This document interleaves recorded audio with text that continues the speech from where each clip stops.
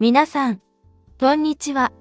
三浦璃来対戦、パート15です。世界仕様に育てた人、ブルーノ・マルコットが信じた三浦璃来、その2、カナダ移籍と陸流らしさの完成。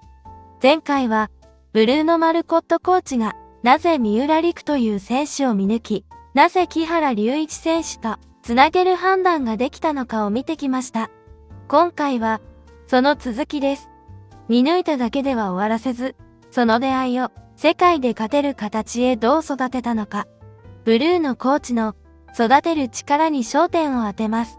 陸流の物語で2019年の試し組は確かに運命の場面です。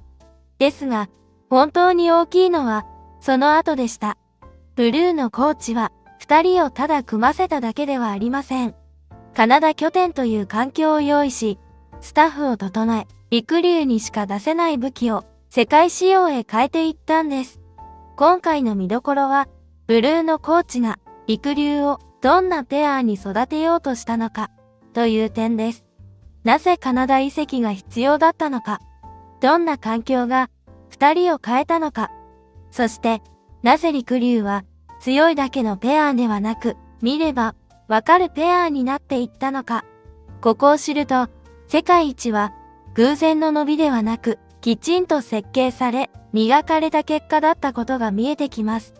それでは、美味しいプリンでも片手に、6分間の物語、ゆったりとご覧ください。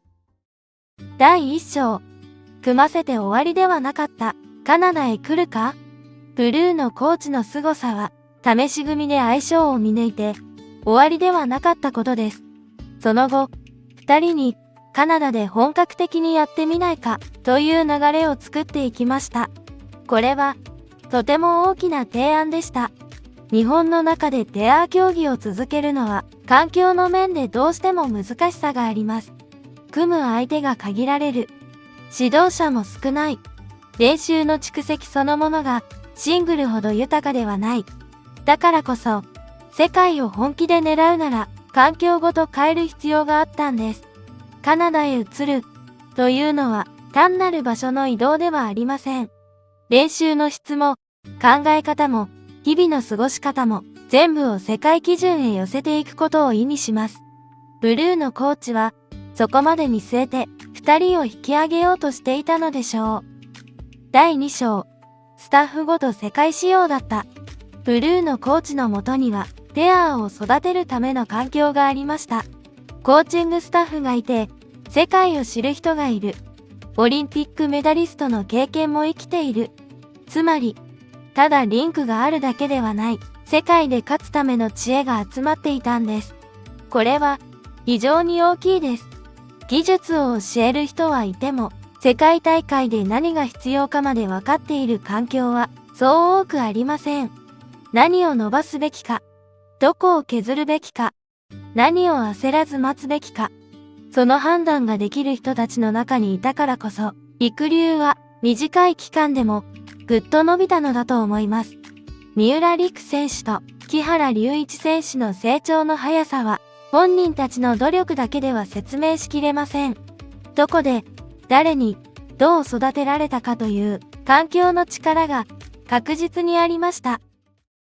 第3章、ブルーノが磨いた陸流らしい武器。陸流の演技には独特の勢いがあります。スピード感、躍動感、そして見ていて気持ちのいい一体感。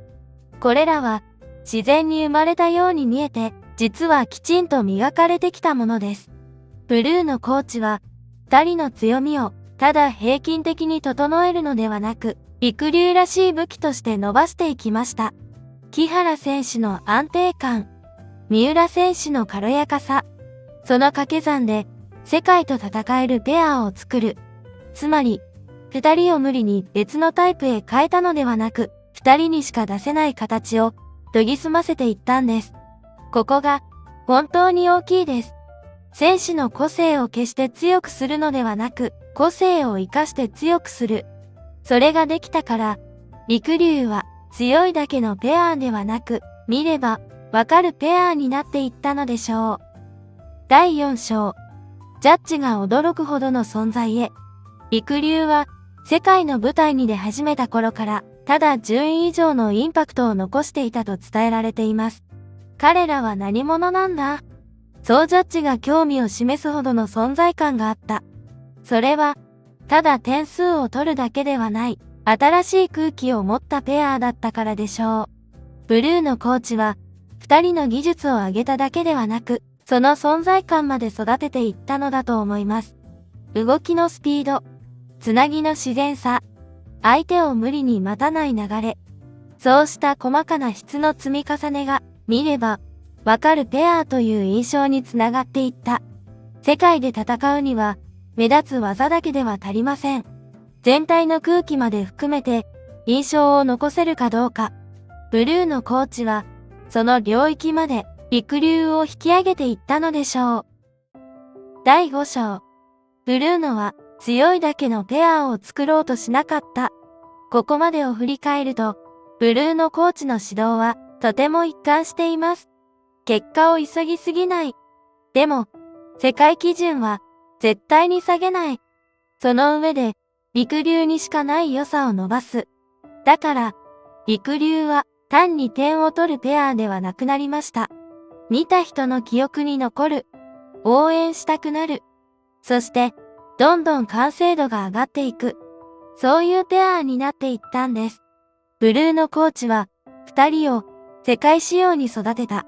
けれど、その過程で、二人の個性を削らなかった。